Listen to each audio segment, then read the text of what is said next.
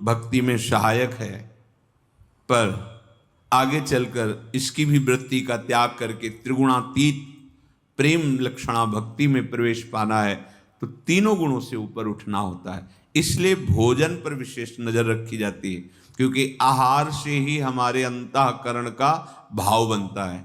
गलत आहार तो अंतःकरण का भाव गलत, बुद्धि गलत निश्चय करेगी, मन गलत संकल्प करेगा, चित्त गलत चिंतन करेगा, अहंकार की गलत स्वीकृति होगी, तो हमारा जीवन व्यर्थ चला जाएगा। आहार शुद्ध तो हमारे विचार शुद्ध, व्यवहार शुद्ध। इसीलिए जैसे कहा जाता है कि आप प्याज लहसुन भी ना पाएं, वो कोई हिंसा नहीं है। प्याज लहसुन कि जैसे लोग मांस भक्षण करते हैं तो उसमें जीव हिंसा है, प्रगट में आप मार रहे हैं दूसरे जीव को, इसमें कोई हिंसा नहीं। जहां आलू प्रकट होती है उसी मिट्टी में उसी पद्धति से वो भी प्रकट होता है। पर जैसे जहां तुलसी प्रकट होती है वहीं भांग का पौधा भी पास में बगल में दिखाई देता है, वहीं गांजे का भी पौधा, वहीं और भी नशे के पौधे प्रकट होते हैं। जैसे धतूर है उसमें भी फल लगता है, तो आप फल मान करके थोड़ी पालेंगे धतूर को, 10-15 बीज पा लीजिए, आपके शरीर की हानि हो जाएगी। तो ऐसे महापुरुषों ने इसका शोध किया प्याज लहसुन का। ये हमारी बुद्धि में जाकर के तमोगुण पैदा करता है। तमोगुण हमारे सतमार्ग में बहुत बाधक है, वो हमारे धर्म को नष्ट कर देगा, हमारी बुद्धि ठीक निर्णय नहीं कर पाएगी, इसलिए इसको निषेध किया गया है। ऐसा नहीं कि कोई बहुत हिंसात्मक जिसे मना किया जाता है। अगर आपको उत्तम विचार के द्वारा भगवत प्राप्ति करनी, धर्म पालन करना है, तो आपका भोजन तमोगुण रहित होना चाहिए। बासी, दुर्गंध युक्त या जो निषेध किए गए हैं वो पदार्थ। अब जो सात्विक स्वादिष्ट पदार्थ हैं तो स्वाद रसना तो बोलेगी ही कि अच्छा है, मीठा है या स्वादिष्ट है, ऐसा चाहिए। हम कह रहे हैं खूब स्वाद लेके पाओ, कोई आपको नहीं बांध पाएगा, पर श्री जी को पवाओ, प्रिया प्रीतम को भोग लगाओ। आपके मन में आ रहा है आज ये हाँ ठीक है, सुविधा है, आप बनाइए और श्री जी को पवाइए, पद गाइए। जब भोग लग रहा है कीर्तन कीजिए, एक पद सुनाइए चतुरासी जी, भोग उछारिए, फिर बड़े स्वाद से पाइए धीरे धीरे हमारी श्री जी ने कैसा है, कितना स्वादिष्ट है, आह लाडली लाल ने पाया है। इसलिए आपके अंदर भक्ति बढ़ेगी, आपके विचार पावन होंगे, स्वास्थ्य ठीक रहेगा और कोई अपराध नहीं लगेगा। नहीं तो बिना भोग लगाए पाना वैष्णव पद्धति में तो अपराध है ही, लेकिन गीता जी में भी भगवान ने कहा है जो अपने लिए पकाता है, मुझे अर्पित नहीं करता है, वो पाप खाता है। श्रीपाद कह रहे हैं विषमीव स्वादन्नम अर्थम महा, मेरी श्री जी ने पाया है। श्री जी का अधरामृत है, उच्छिष्टामृत है, श्री जी के अधरों से लगा हुआ। हम भाव में डूब बस हो गया, अब वो तुम्हारी वासना नहीं बनेगी, उपासना बन गई। उच्छिष्टामृत भुक्त वही वह, और बड़े स्वाद से पाइए। श्री जी ने पाया है ना, हाँ कितना सुंदर इत्र है, श्री जी के श्रीअंग में लगा, वो आपकी भक्ति बढ़ाएगा। सुंदर प्रसादी माला, हाँ अहो भाग्य प्यारे जू की माला प्रसादी मिली, वस्त्र प्रसादी, ये आपके भाव को बढ़ाएगा, ये आपके पाप को नष्ट करेगा। अगर हमारी बुद्धि शुद्ध हो जाए तो जो हम कर रहे हैं शास्त्र सम्मत किया है, इसी से भगवत प्राप्ति हो जाएगी। सुलझना है। अगर हम अहंकार पूर्वक भोजन त्याग देते हैं, पानी पी के रहते हैं केवल, हमें अहम है कि ये सब तो अच्छे अच्छे पदार्थ खाते हैं, मैं केवल जलाहार करता हूं, बात नहीं बनेगी। जो बात बननी चाहिए थी वो नहीं बनेगी, मैं फलाहार करके नहीं बनेगी, अहम पुष्ट हो रहा है। सर्वस्व महाप्रसाद प्रसिद्धता के अधिकारी हितजू महाराज जी के, विधि निषेध नहीं दास अनन्य उत्कट व्रतधारी, मेरी श्यामा जो ने पाया है। बस आप पाइए स्वाद से। देखो, जो शास्त्र सम्मत कार्य होते हैं वो हमारी बुद्धि को शुद्ध करते हैं, और जो शास्त्र विरुद्ध कार्य होते हैं वो हमारी बुद्धि को अशुद्ध, बुद्धि अशुद्ध, निर्णय अशुद्ध, निर्णय अशुद्ध, गर्त में गिरते चले जा रहे हैं पर हमें पता नहीं होता। श्रीपाद कह रहे हैं कि जो शरीर संबंधी भोग हैं ये व्याघ्र हैं। अब सबको ये लगता है कि सब त्यागी थोड़ी बन जाएंगे।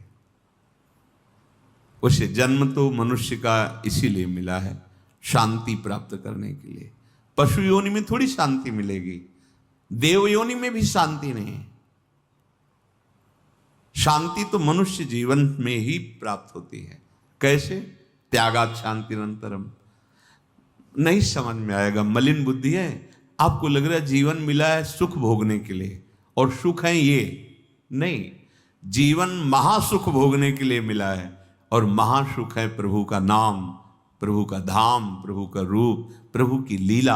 आप खुद देख लीजिए, अगर इस सुख से आपकी बुद्धि ठीक हो जाती तो आप जगत में दृष्टि डाल के देखिए, बहुत ही छल कपट के द्वारा बल बुद्धि लगा करके भोगों को भोगते हैं, और इतने अशांत और मलिन हो जाते हैं कि पूज्य जनों की हत्या कर देते हैं।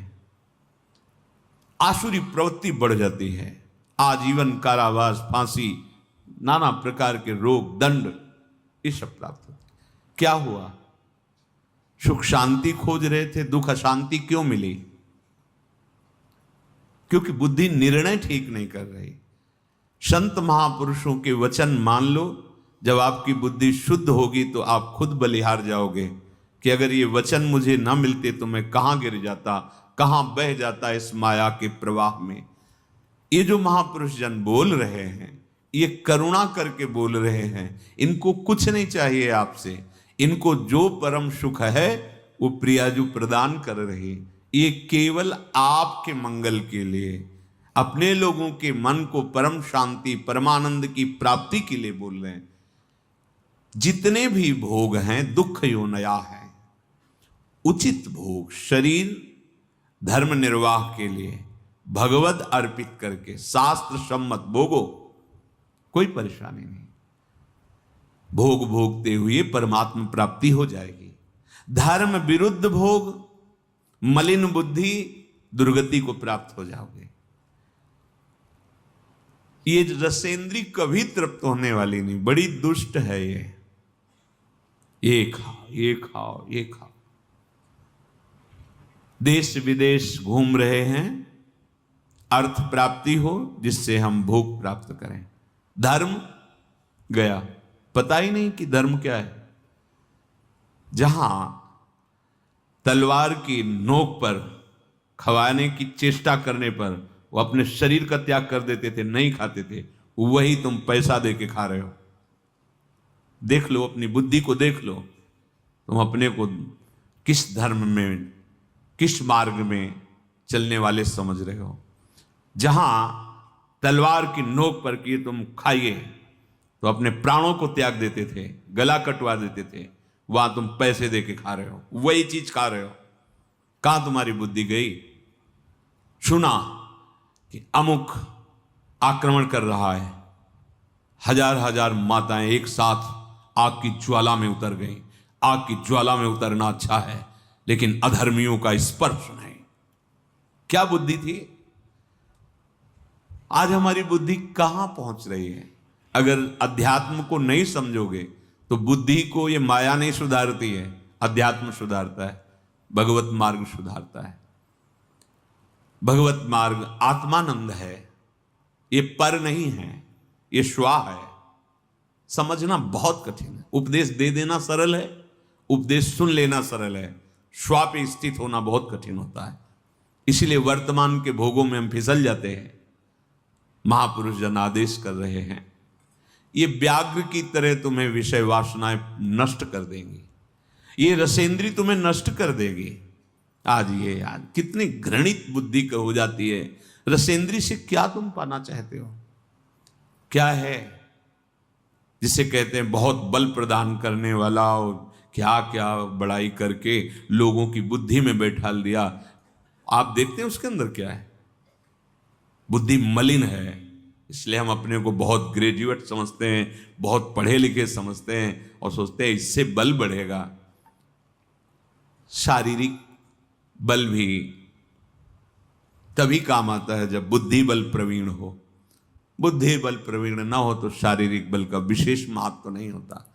तुम काल को शरीर से नहीं जीत सकते हो, तुम प्रारब्ध को शरीर से नहीं जीत सकते हो। बहुत सावधान। सब देख लो, विवेक के द्वारा देखो जरा जगत में क्या हो रहा है। भगवन नाम, भगवत चरण आश्रित बुद्धि इस जगत में भी आनंद प्राप्त करके और परमानंद में जाती है। मान लीजिए कितनी घृणित बुद्धि हो रही है। भला किसी दूसरे के शरीर को काट कर खाने से तुम्हें सुख मिलेगा? तुम स्वस्थ रहोगे, तुम चिंता रहित हो जाओगे, शोक रहित हो जाओगे। विषमियो स्वादन्नम अर्थम, जिंदा पशु को ऐसे बांध के नीचे से आग लगाए। एक एक सेकंड का हिसाब होगा आपका, एक एक सेकंड का। कैसे? बस में बैठे जा रहे हैं, बारात में सब मस्त है, अचानक आग लग गई, सब भून गए, जल गए पूरे। एक्सीडेंट हुआ, मर गए। ये हो, पूरी बस खाई में गिरी, सब नीचे। जा रहे हैं दर्शन करने, पैर फिसला, गिर गए, ये हुआ, टूट गया। वो दोष देंगे भगवान का। आज तुम सत्कर्म की तरफ कदम बढ़ा रहे हो, लेकिन तुमने क्या क्या कर्म किए? तुम्हें कभी होश आ रहा है?